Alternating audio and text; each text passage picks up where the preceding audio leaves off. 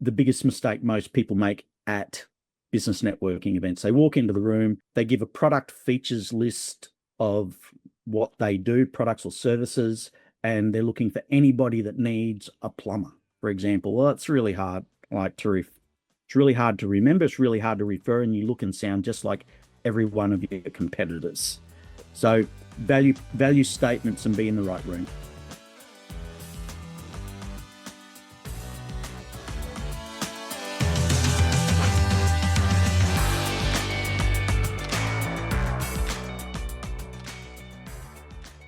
Well, welcome, folks, to another Scale to Freedom podcast. Here with an absolute legend, Derek Morgan. We're going to introduce him in a second. And I just wanted to share a little bit of the journey that I've had with Derek.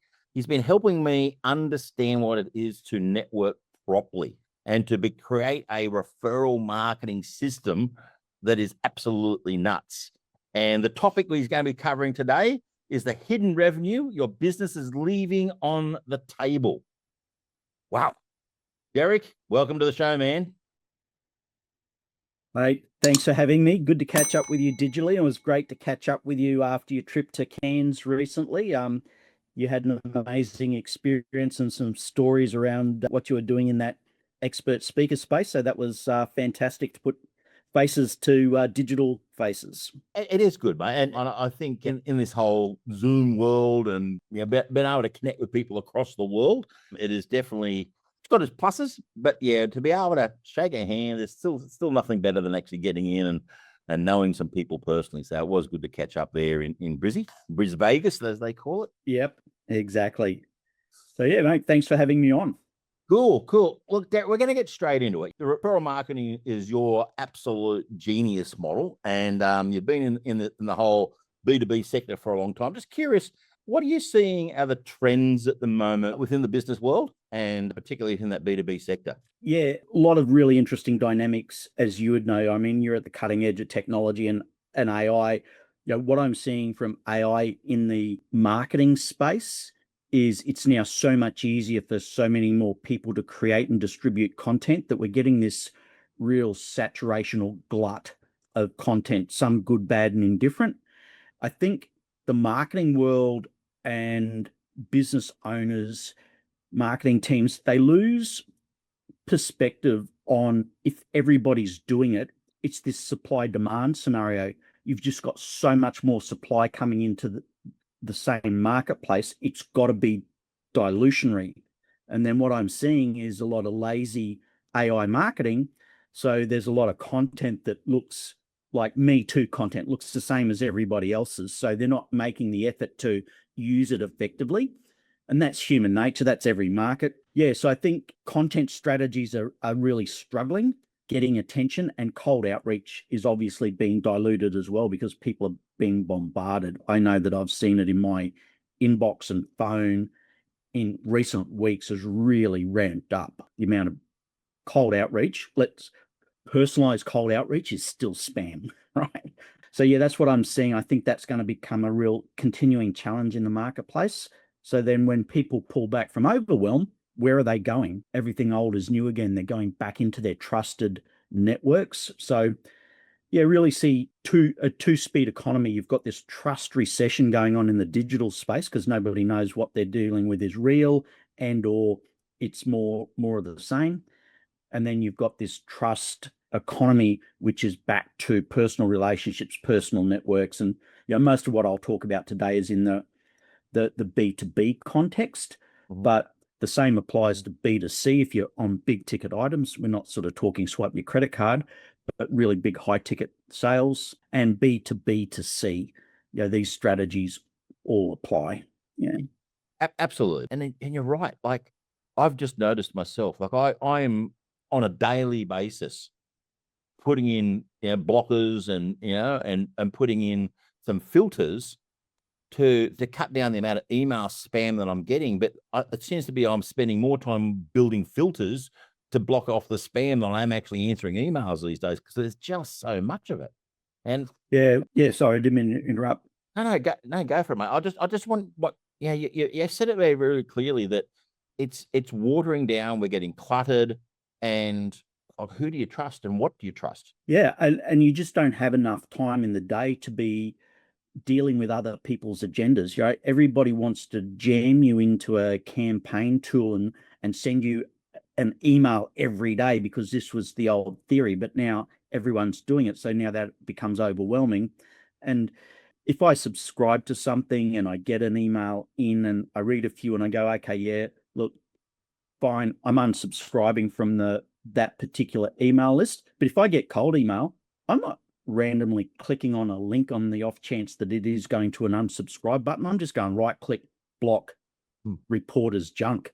I'm not jumping through unsubscribe hoops for somebody that's cold outreaching me. So that's going to impact email delivery. But the thing is, the marketplace is training us to do all this scale outreach. And for most SME businesses, they don't have the delivery capacity to be operating at scale. Therefore, they don't need this massive top of funnel lead process. They just need better pipeline with depth and quality. And so they're chasing all these scale plays at the expense of actually looking at their existing client base, who they're connected with, how do they have constructive conversations that lead to warm introductions with the right referral partners who can actually send them lots of new clients directly rather than having to pay for ads or having to have these complex, expensive campaign strategies in place. Now, definitely not saying don't do them, but just understand that you shouldn't be doing them to the exclusion of focusing on your existing relationships. Mate, just like anything, when there's a problem, all right, there's also opportunity. So it sounds like there's a huge opportunity here. So what are you seeing right now is where that operational opportunity is coming, all right? Like you and I know that's always been there, but where do you see it actually coming and growing into the future? Yep. So I think the big opportunity, and I tell a story about when I worked for a technology company, or before I was working as a fractional business development consultant for a number of different technology companies. And I introduced a technology company to a potential referral partner. Sat 7 people around a boardroom. Everyone shook hands, gone, yeah, marriage made in heaven. We should be collaborating together. I left that room. 2 years later, I went back to work directly within that technology company in their big multi-million-dollar CRM. Found the consultant that I'd introduced them to. Crickets, donuts, nothing had happened with that relationship in 2 years. I went and had 2 coffees with that consultant, and that business wrote $11.2 million in the next 6 months. So just back of the napkin opportunity cost calculation, it actually cost them around about $44 million simply because nobody followed up. They didn't have basic systems and processes for dealing with partners and network relationships and following those up with intent. They had this very sophisticated CRM, but it didn't serve a partner purpose. And therefore, partners were getting left behind. Network relationships were getting left behind.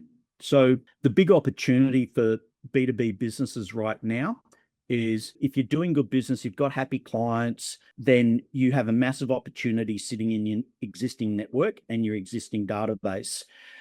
The question then becomes, what are the systems and processes and talk tracks that you can fit into your existing operations? Because your sales team are talking to your existing customers or your account management team or your customer success team.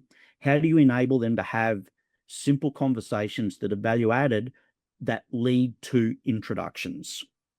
It's not rocket science, and I think the simplicity of it is undervalued, but it's highly leveraged, and it's really getting people to slow down and think and take the time to breathe and focus on the relationships they already have, and then connecting some dots between their existing clients and their clients' current vendors, suppliers, advisors, reps that are calling on them, trying to win their business, because all of those people surrounding your best clients, they're already working with lots of other clients that look exactly like your best clients.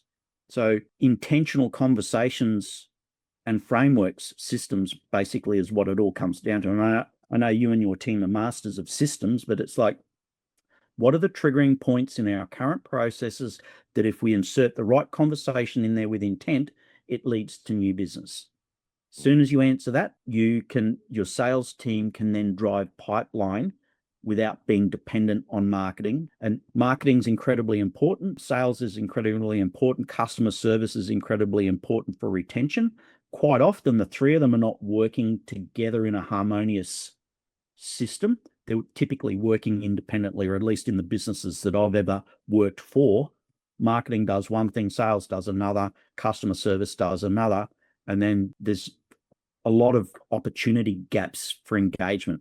So how do you actually insert referral partnerships as a referral marketing strategy in those? And then obviously, if you're a digital agency or you're a business coach or you're a sales trainer or consultant, like anything, people can understand the strategy and the tactics, but they still want support to implement, right? They still want somebody to come in and help their team run the campaigns, build the systems and processes. So for those experts, it becomes a value-added strategy. Referral marketing and referral partnerships becomes a value-added strategy that they can actually drive new business and new engagement and retain or re-engage past clients with. But there's not too many, lots of people talking about business networking, not too many people talking about referral marketing as a referred lead generation strategy. Yeah, you hit the nail on the head. Like, so we've had things like BNI and BX. We talk about the networking meetings and the Zooms and all that type of stuff. But typically it's you meet one-to-one people, and we're still in the mentality of how do I sell to the room? How do I sell to that person, rather than how do I collaborate with that person and really leverage that? And I think that's the key here is, and you said something really clear, and I just want to reflect back for the listeners. Yeah, rewind a little bit, but what Derek just said was really, really important for you to understand is take a breath, sit back, and look at what you're doing. And look at where you're putting your time, like the amount of time that we're putting into, for want of a better word, putting more gluttony and more problems and more information and content. We're spending all this time building content. We've got to do some of it, but it's just now noise. Yeah. Well, and the other, any time into referral marketing. yeah. And it's like, okay, so we've acquired a client through content or through cold outreach or through Facebook ads. Now that we've got that client, how are we reducing our cost of acquisition by actually working and collaborating strategically with that client to get referrals through network, right? And I think this is the big missed opportunity. Everyone goes, okay, caught that deal, killed that deal, put that deal in the pantry. Right, now let's go look for the next cold logo. And this is particularly the challenge in SME and enterprise. So a lot of what we do is bring enterprise strategy and thinking down into SMB, SME, but then simplify the process and simplify the engagement model. But yeah, it's like, right, well, now that we've got that trusted relationship and it's warm, it's now hot because they're a client, how do we work more deeply, more effectively with them? That's the missing bit.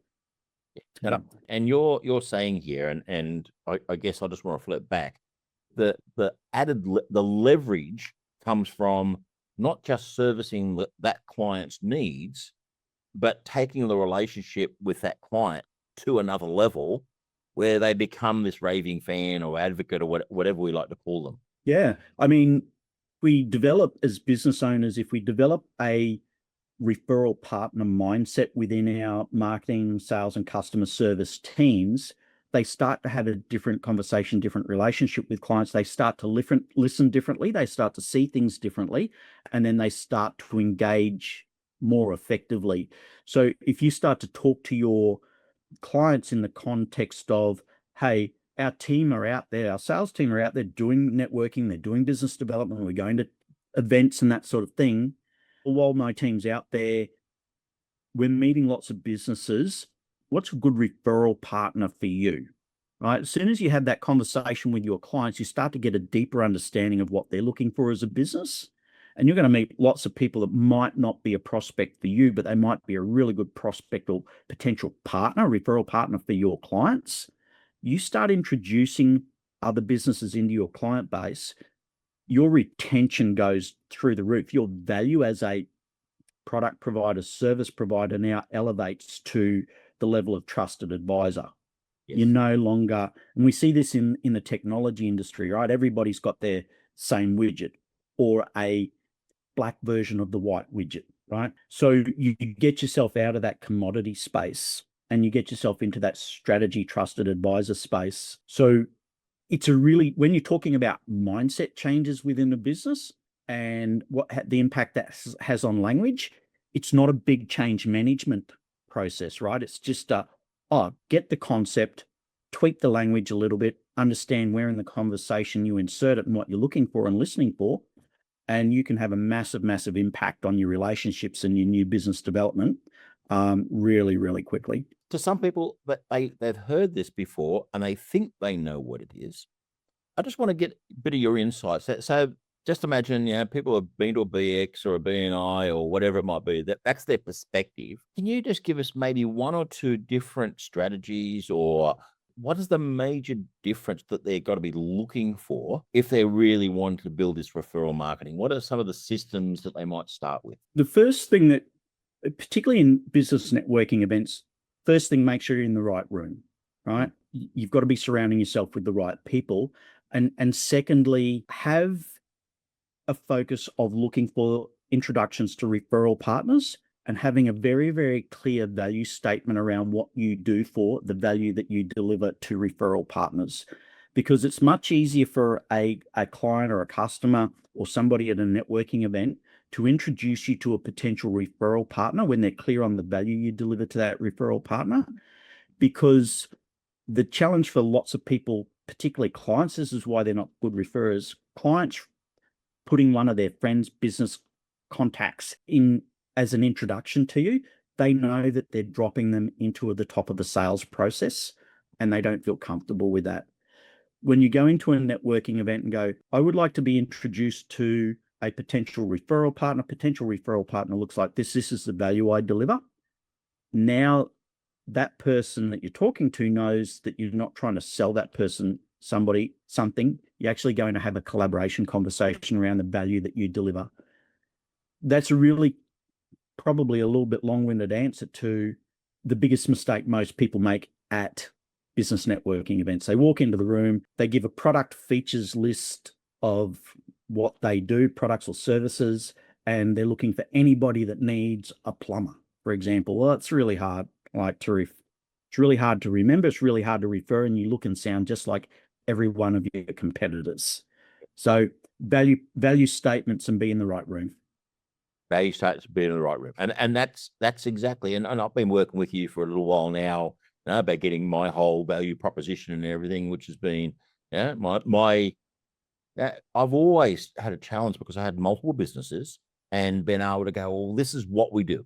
Been able to say it, we always call it the elevator pitch or whatever it might be, but be able to communicate and be clear of what you do. And then to clearly articulate that to a JV partner is quite a technique. It's easy enough to do, but there is a process involved. And you've got some great tools, I know, that are doing that. So you've been working with a couple of people now, and I know you've been looking for some other test cases, etc., to work with it. And you've got your refer you to applications. Tell us a little bit more about where you're going, like this whole referral marketing, what's happening with refer you to, and what can we expect into the future? Yeah. Well, I guess I've got three brands in the marketplace. Referral Marketing Ideas is me talking about the things that I've been doing over a career of 30 years in business development, high ticket sales, those sorts of things. And then I had to start to work out, how do I teach this to others? And so I created the Referral Marketing Formula, which is a system and framework for actually building referral partnerships and scaling growth through referred leads. And that then created a situation where people had the strategy and the tactics, but they didn't have the operating system, and their CRM wasn't the place to be doing that. And a lot of these groups and communities and networks, they all have a different operating process if they have one at all. And that was a real challenge. So I then created, as you know, Refer You To as the operating system to bring partners together to collaborate specifically around referral marketing and referral partnerships, and that have that one source of truth to connect, communicate, and collaborate with partners. So we're obviously scaling the technology, and there's a complementary version of Refer You To that, if you'd like to include a link in the description, we can certainly give people access to that. Yeah, so folks, if you're listening to this, scaletofreedom.biz, and you'll go into scaletofreedom.biz, you'll actually see this particular podcast wherever you're listening from, and all the links will be in there. Or for Refer You To, you'll have a QR code in there. You better quickly scan it off. Brilliant app, and I've just seen a referral come through from you earlier this morning, which was nice. It's always nice to see those pop up, and you can track and trace, and friggin' love it, mate. And as you said, CRMs don't really do that for us. They look after that cold lead and tracking of people. And yeah, we've got to track it, but this really just nurtures all those referrals that you come through very, very nicely. So just as far as other ways people can actually get in contact with you. Yeah, the best place to follow what I'm doing is on LinkedIn. So if you go to LinkedIn and search for referral marketing ideas, you will find me. And we've got a newsletter there that breaks down the referral marketing formula and just the thought leadership that we put out into the marketplace. So that's probably the best place to track my content. Beautiful. And obviously we'll give a bit of a plug, mate. We're also, folks, going to be doing very shortly, coming up in May, and we'll probably be doing them on an ongoing basis. We're going to be doing some training about the whole referral marketing formula. And Derek's going to be delivering that for us to make sure that people really understand what are the steps and stages. And you've got a whole bunch of really cool AI tools that are in that process, as well as using Refer To You. So you're going to put the whole package together for people. So again, look in the links, all right, and we'll have the different dates and everything for those particular events coming up pretty soon. So Derek, I just we always like to ask our guests, I mean, what is maybe one of the hottest tips that you got for our people today before we actually start to sign off? Slow down to go faster. That's been my motto for 2025, and I've carried it over into 2026. And basically what that means is slow down, look at the things that are going to the big levers, that if you slowed down and focused and doubled down on a particular activity, that it's going to get highly leveraged results. At the moment, what we see in the marketplace is a lot of hyperactivity, lots of people super busy doing lots of things, but they're not following through and executing. And the results come from execution and action, right? And they don't come from things, strategy and tactics, unless it gets executed. Absolutely right. I absolutely agree with that. Where freedom comes from, folks, is from thinking and planning it out, not from ad hocly just running around like a chook with the head chopped off and following every other Tom, Dick, and Harry that's on the planet using your AI and your content. There's a place for it. There's a place for Facebook ads and everything. I know for my business, referral is where it's always been at, and it's where it will always continue to be. It's at center for activity. So, Derek, it's been a pleasure working with you, number one, and having you on here as a guest, mate. Mate, thanks for having me. And yeah, we'll catch up with you again very soon. I'm sure you will. Folks, that's the end of another Scale to Freedom podcast. We are here to help people to become free, whatever that means to you, whether it be able to travel the world. I'm actually sitting here in Bangkok right at the moment. You'll see the nice Larry shirt, out had a bit of fun in the streets. But whatever freedom means to you, it means to me. I can do what I want, when I want, how I want, and take my family with me. That's how I live my life. And that's what Scale to Freedom is all about, how you want to live your life. So please like and share it with all your friends. Let's see if we can actually really make some game changers in this world. Thank you again, Derek. Bye for now. Thank you. Yeah.